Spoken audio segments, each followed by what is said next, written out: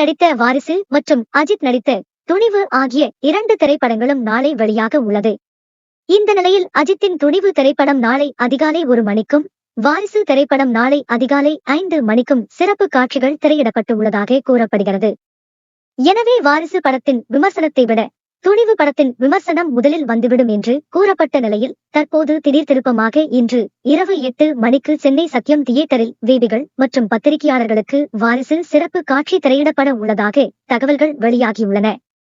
எனவே இந்த காட்சி முடிந்தவுடன் நள்ளிரவிலேயே வாரிசு திரைப்படத்தின் விமர்சனம் இணையதளங்களில் வெளியாகிவிடும் என்று எதிர்பார்க்கப்படுகிறது. கடந்த பல வருடங்களாக விஜயின் திரைப்படங்கள் பத்திரிகையாளர்களுக்கு என சிறப்பு காட்சிகள் திரையிடப்படாமல் இருந்த நிலையில் தற்போது திடீரென இந்த படத்தின் மீது வைத்துள்ள அதீத நம்பிக்கையின் காரணமாக பத்திரிகையாளர்களுக்கான சிறப்பு காட்சி திரையிடப்படுவதாக கூறப்படுகிறது.